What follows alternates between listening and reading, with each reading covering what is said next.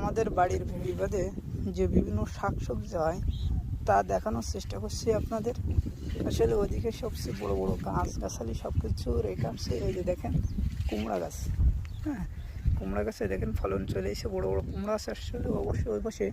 সে কুমড়া আমি আপনাদের দেখাতে পারি নাই, তো আসলে অনেক ঝামেলা, তারপরেও দেখানোর চেষ্টা করছি। সামনে যে গাছগুলো আছে সেগুলো, সবচেয়ে বড় বিষয় যেটা হচ্ছে আল্লাহ তাআলার অশেষ রহমতে আমরা কিন্তু অবশেষে ধান রোপণ করতে পারছি। দেখেন আসলে বিলের যে পরিস্থিতি ছিল তাতে ধান রোপণ করা অনেক কষ্টসাধ্য হয়ে যেত, তারপরও চেষ্টা করে আমরা ধান রোপণ করতে পারছি। তবে কৃষকের একটি জায়গায় কষ্ট হচ্ছে, সেটা হচ্ছে পাতা।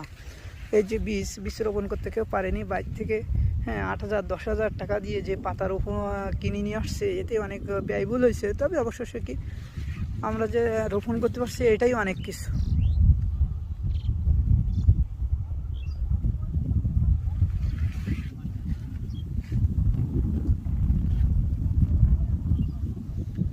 তো এইখানে দেখেন এই যে ঝিঙ্গে গাছ আছে, পল্লা গাছ আছে। দেখেন আমাদের যে বরবটি হয়েছে, অবশ্যই বরবটি গাছ দেখেন, আসলে না দেখালে নয়। একটা বরবটি গাছে কতগুলো বরবটি দেখেন।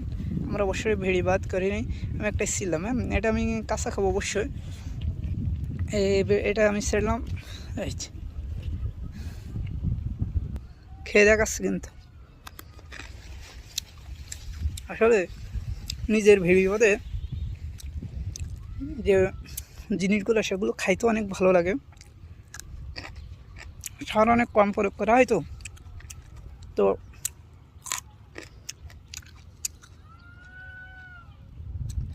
আপনারা চেষ্টা করতে পারেন এই যে পল্লা গাছ নিজেদের বাড়িবাদে এগুলো লাগানোর চেষ্টা করতে পারেন।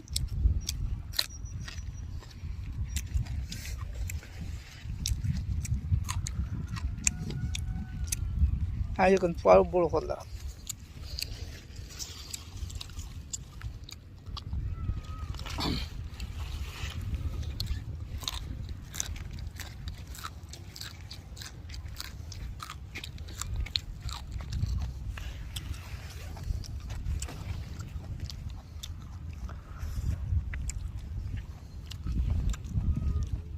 বরবটি, বেগুন, এই যে বরবটি গাছ। আসলে বরবটি তো অনেক সুন্দর হয়েছে, তো আমি খেয়েও দেখলাম। এটা হচ্ছে কিন্তু ভেন্ডি গাছ,